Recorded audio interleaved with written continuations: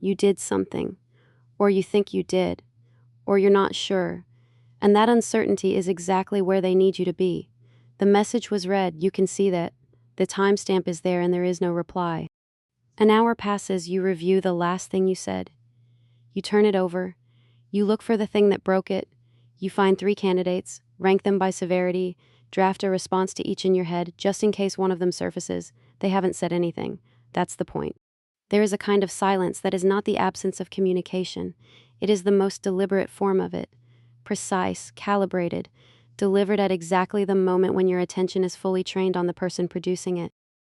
I want to talk about what that silence actually is, how it works on you, and the part that will be harder to sit with whether you have ever used it yourself. Start here. Silence is never neutral.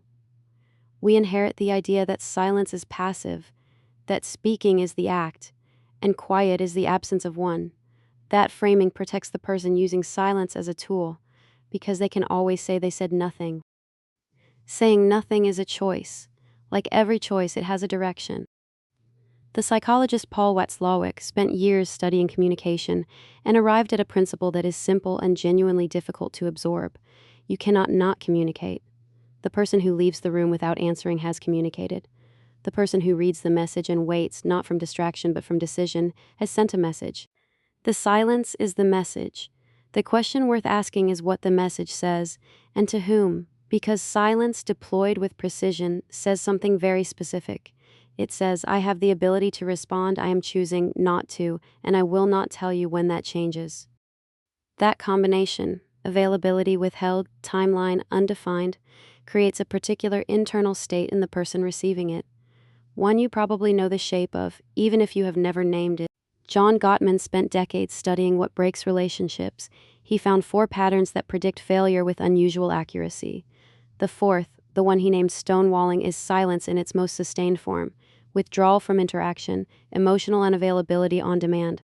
But Gottman's research was mostly about frequency, about how often it happened. What it doesn't fully account for is the timing. The silence that functions as a weapon is not random. It arrives at a specific moment, after you have said something that mattered to you, after you have made yourself visible, after you have offered something that required you to be somewhat undefended. The silence then lands in that open window, and something happens that is worth slowing down for. The uncertainty becomes active. You don't know what the silence means, so your mind generates options. Each option is worse than the last. You run through them. You start doing the other person's thinking for them, constructing their internal state, their conclusion about you, their verdict, because the silence has left that space completely empty. Empty space, when the stakes feel high, does not stay empty. You fill it with your worst assessment of yourself. The person producing the silence has not said a single damaging thing. The damage is something you are assembling on their behalf in real time. They simply created the conditions for it to happen. That is not passivity, that is a mechanism. The silence as instrument is not usually a conscious invention. It is in most cases an inheritance. Think about the home where emotional unavailability was the primary form of discipline. The door closing, the face going flat, the parent who stopped being warm without explanation and did not resume until something in the child's behavior satisfied an unstated condition. That child learns 2 things simultaneously. First, silence from someone who matters is a state of emergency. Second, deploying silence gives you control without accountability. No words were said. Nothing can be quoted. The other person did the work of punishing themselves. Diana Baumrind's research on parenting styles identified something important here. The parent who uses emotional withdrawal as a behavioral tool is not teaching the child what went wrong. They are teaching the child that love is conditional and revocable, and that the terms of revocation belong entirely to the person holding the silence. The child raised in that environment becomes an expert in managing other people's emotional availability. Either they spend their life trying to prevent the silence from arriving, or they learn that silence is power, and they use it. Sometimes the same person does both, in different rooms, with different people. Here is where the frame shifts, because the way most people approach this topic places them on one side of the silence, the side that receives it, the one trying to figure out what they did, the one waiting for the room to come back to temperature. That might be accurate. But there is a version of this conversation that requires a different question.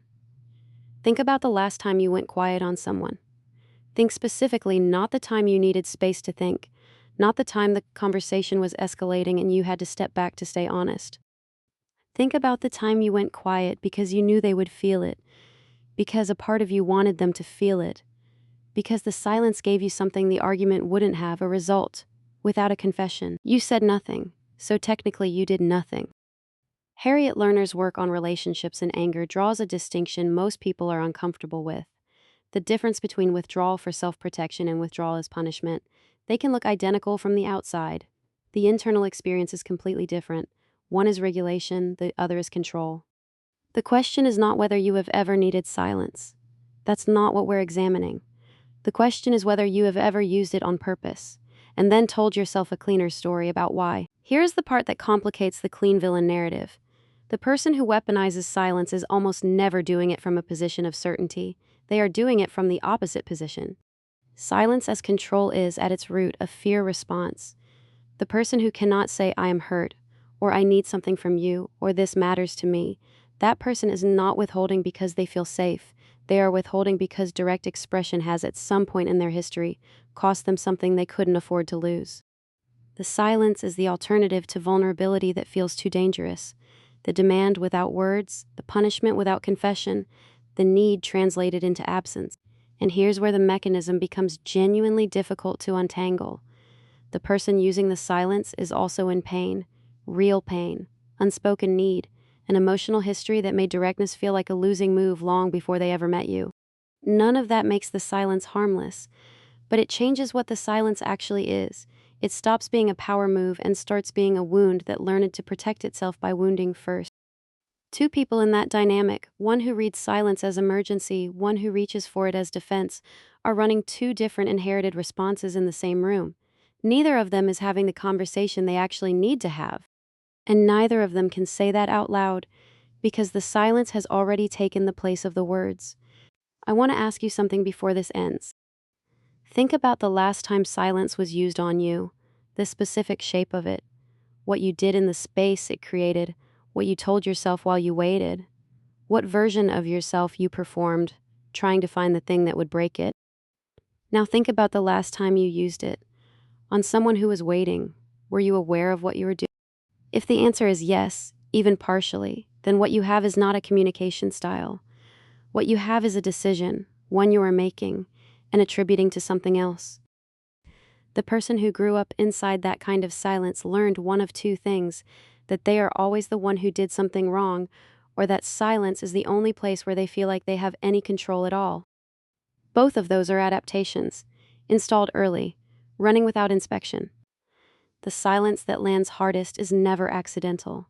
It is placed by someone who knows on some level exactly how it will be received, because they have been on the receiving end, because they learned it in a room where the person who is supposed to be safe used it on them first.